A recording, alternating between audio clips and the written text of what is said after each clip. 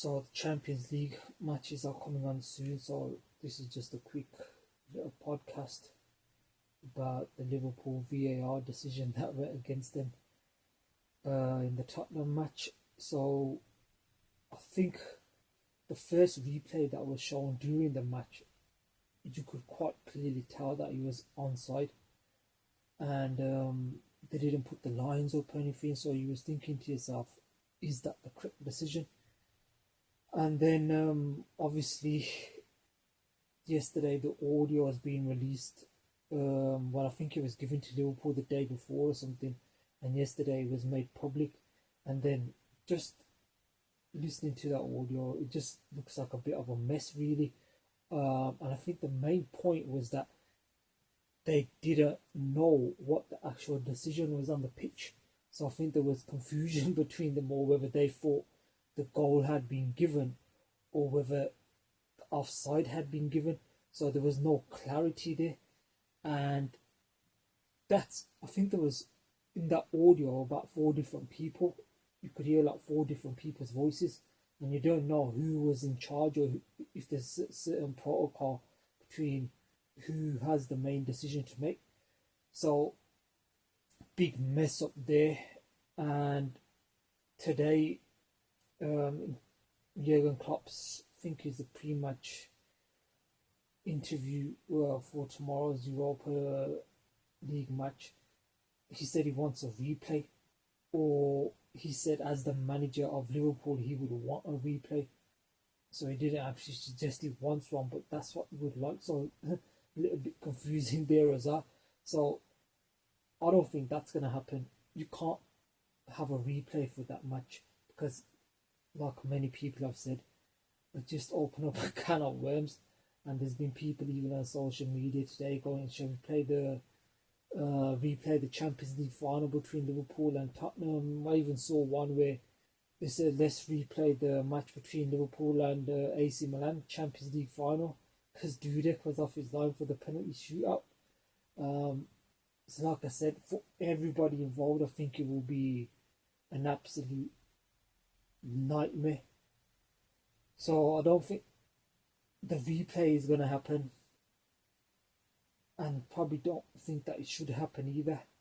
Now, what can happen going forwards to make sure it never happens again? Well, first of all, like I said, it just looks so rushed. And I know that a lot of people have said, oh, it's the fans' fault because we want the game to be speeded up. So there's pressure on the VAR to make decisions quicker. But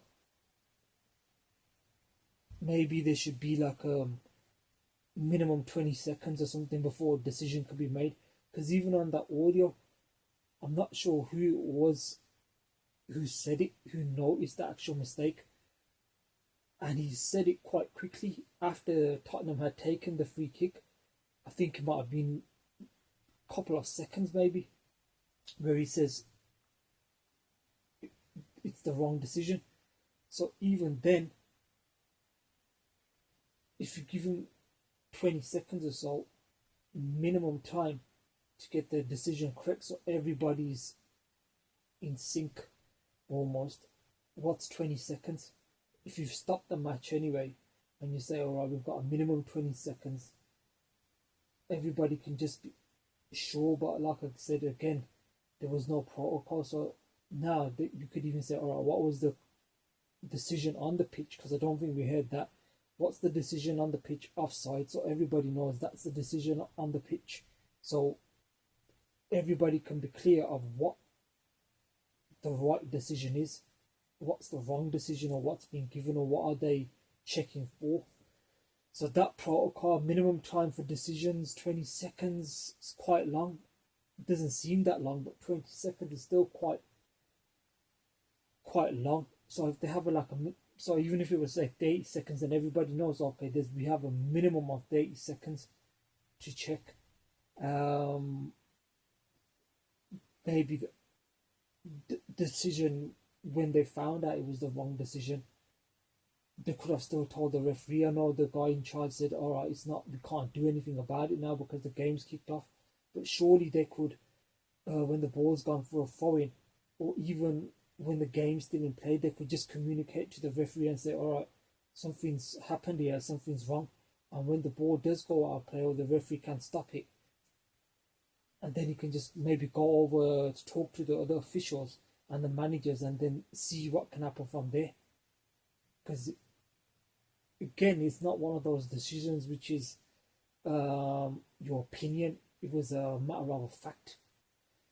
So maybe that's what they could do as well. Give the referee or the officials actual leeway, so when, even though the game has kicked off, they can still stop the game after. Offside, maybe change the offside so there's daylight between the players. So if somebody's shoulder is just slightly offside, it's not offside. The whole body, there has to be daylight between the opponent's bodies for it to be offside.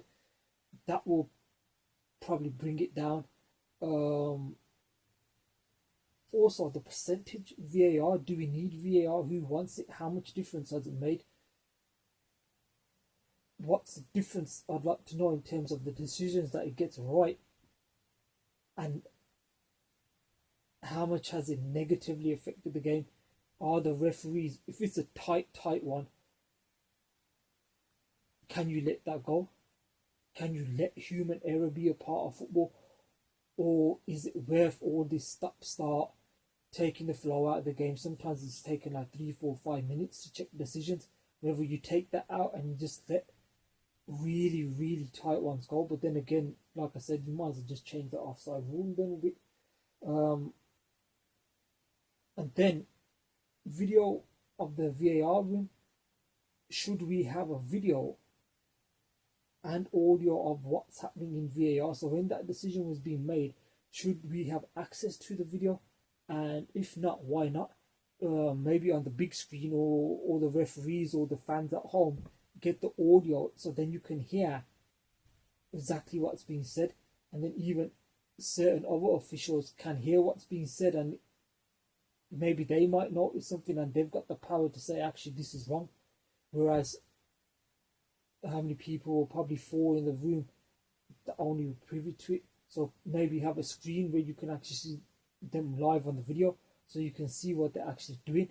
And it might not put pressure on them, but it might make it a bit more professional, in the sense that people are watching, and so even the language you use. I think there was a few expletives in that as well. So maybe, so just tidy everything up a bit. But yeah, it was a monumental error. And to be fair, you can understand Liverpool wanting that match to be replayed, but it can't happen. So yeah, let's hope the changes are made, and for the better anyway. And then this mistake doesn't happen again, because like I said, the first replay that they showed during the match, you was thinking to yourself, he's not offside. And then how he ended up like that, even without the lines, it's just like I said, we haven't seen anything like that before, and hopefully we won't see anything like that again. So yeah, Champions League is coming on soon, so enjoy the matches. See you soon. Take care.